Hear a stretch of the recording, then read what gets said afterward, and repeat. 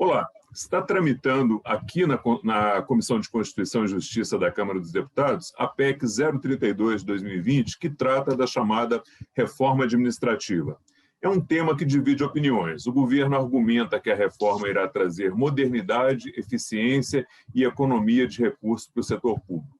Parlamentares e especialistas que são contrários à reforma argumentam que ela é inconstitucional, traz vários prejuízos para a população e elimina a estabilidade e a meritocracia no serviço público, que são conquistas da sociedade e não apenas do servidor público.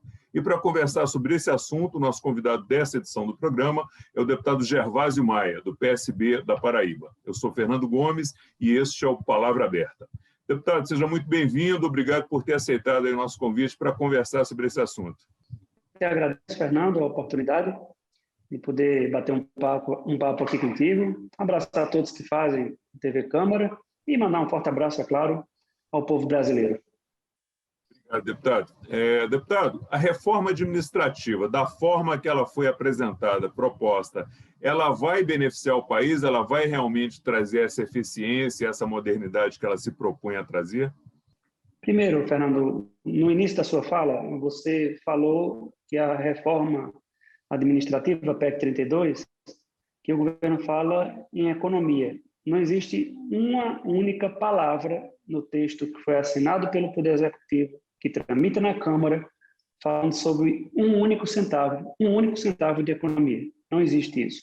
Inclusive, o ministro Paulo Guedes esteve na Câmara dos Deputados, na audiência pública, nos últimos dias, e nós cobramos isso dele. Ele falou por 40 minutos, e dos 40 minutos, sobre a PEC, apenas 6 minutos. E não disse nada em relação a esse tema da economia. Para resumir a minha resposta, ataca a estabilidade dos servidores, modifica a ocupação dos cargos que hoje, Fernando, só podem ser ocupados por servidores de carreira e vai abrir para pessoas de fora, ou seja, já se comenta por aí que serão abertos 100 mil novos espaços para indicação política, o que é um absurdo, porque esses espaços, repito, são ocupados por servidores de carreira, servidores concursados, ou seja, são espaços ocupados exclusivamente por esses servidores. E tem um outro ponto que também é importante, e esse fere a nossa Constituição de morte, diz respeito à questão da separação dos poderes. O texto da PEC entrega ao presidente da República, ao chefe do Executivo, superpoderes. Aí você me pergunta, Fernando, que superpoderes são esses? Se a PEC for aprovada com o texto da forma em que se encontra, o presidente da República, o Poder Executivo, não mais precisará de autorização do Poder Legislativo, da Casa das Leis, da Casa do Povo, para, por exemplo, extinguir o IBAMA, encerrar as atividades em um determinado ministério. Então, o presidente fica com superpoderes, desequilibra essa balança que foi estabelecida pelo legislador na nossa Constituição de 1988. Então, você não encontra um único ponto positivo que possa justificar, infelizmente, essa PEC que está sendo votada e aprovada numa velocidade meteórica. Nós temos 9 mil matérias represadas, tramitando, espero, por sua votação na Comissão de Justiça. E essa chegou um dia desse. Mas é o modelo do governo de Jair Messias Bolsonaro. Essa era uma das perguntas que eu ia fazer para o senhor, deputado, exatamente sobre essa possibilidade de passar para o presidente aí por decreto de regular esses órgãos do Executivo. O senhor já respondeu. Vamos para um outro ponto aqui. Deputado, um ponto que o governo defende também é que essa reforma é para acabar com privilégios, né? Porém, os servidores que detêm os maiores salários, inclusive acima do teto constitucional, que são juízes e procuradores, eles não estão incluídos na reforma. Como é que o senhor avalia essa questão? O discurso ele é muito demagógico, porque o próprio ministro Paulo Guedes ele pinça alguns pontos que não representam aquilo que é majoritário na administração pública e ataca os servidores. Não é por aí. A realidade é outra completamente diferente. Os números foram, inclusive, apresentados por várias entidades que participaram. Isso é tão verdade que o próprio ministro não falou absolutamente nada em relação aos números.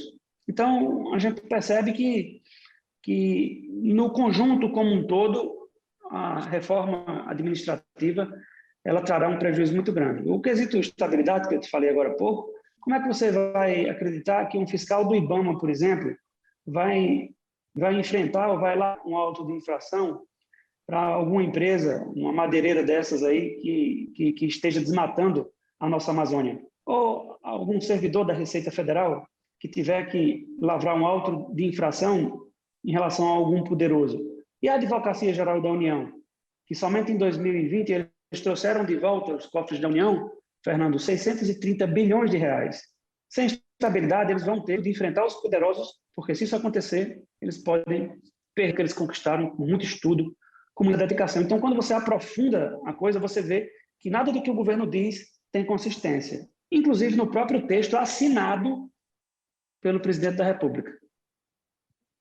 Inclusive, essa questão da estabilidade, deputado, que o senhor está falando, né, o governo ele tem defendido que quem entra no serviço público já adquire a estabilidade de imediato e que isso precisa ser mudado, né? Só que a Lei 8.112, ela prevê um estágio probatório de 3 anos, com avaliações de desempenho anuais, e que o servidor pode, inclusive, ser demitido nesses 3 anos antes de adquirir a estabilidade. Então, há uma avaliação e há um estágio probatório de 3 anos. E como é que o senhor avalia essa questão? O objetivo é esse, você vê o objetivo do governo Bolsonaro: privatizar a água, privatizar os Correios, privatizar a Eletrobras.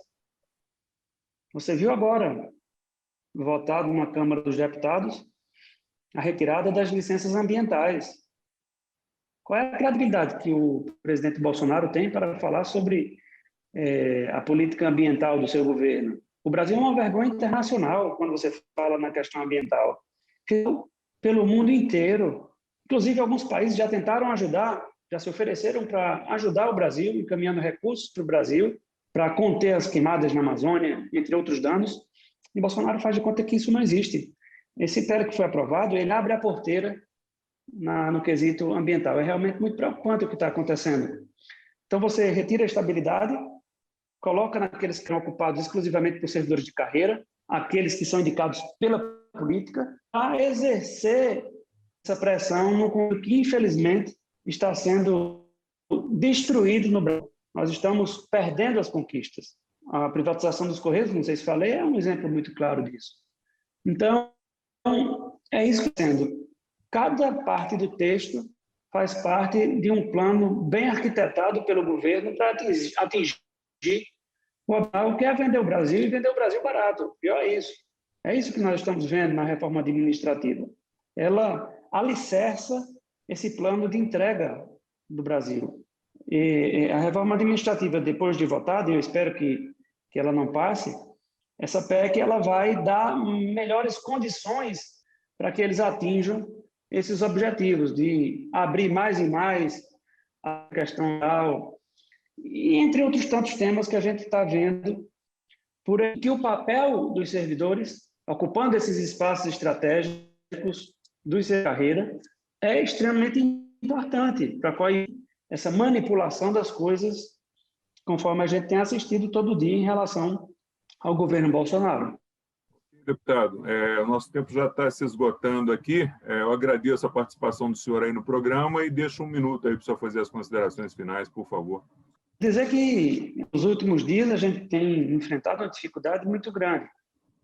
Você viu aquele que nós ganhamos por um voto na Comissão de Justiça, que era uma invasão nas prerrogativas do guardião da Constituição Federal, Supremo Tribunal Federal. Nós vencemos por um voto na Comissão de Justiça, mas houve essa tentativa. Nós temos a PEC 5, que quer arrancar do Ministério Público a indicação do corregedor do Ministério Público, que seja alguém estranho ao Ministério Público. Tudo isso acontecendo simultaneamente. Privatizar Correios, a PEC 32, que nós vamos. Então, tem um conjunto de coisas na lista de prioridade da Câmara dos Deputados, mas que, infelizmente, não representam aquilo que o Brasil, um país tão forte como o nosso, precisa para crescer e desenvolver e ultrapassar esse momento tão difícil dessa crise sanitária que a gente está vivendo de um presidente negacionista que deixou, inclusive, de adquirir, como foi dito na CPI, lá do Senado nos últimos dias, mais de 100 milhões de doses somente da Pfizer no ano passado. Enquanto isso, as pessoas morrendo. Então, agradecer, Fernando, essa oportunidade de bater esse papo contigo, sempre à disposição. Se cuidem e fiquem com Deus. Um forte abraço. Obrigado, deputado. Eu conversei com o deputado Gervásio Maia, do PSB da Paraíba, sobre a PEC 032 de 2020, que trata da reforma administrativa que está tramitando na Comissão de Constituição e Justiça. A você que nos acompanha, obrigado pela audiência, um forte abraço e muita saúde.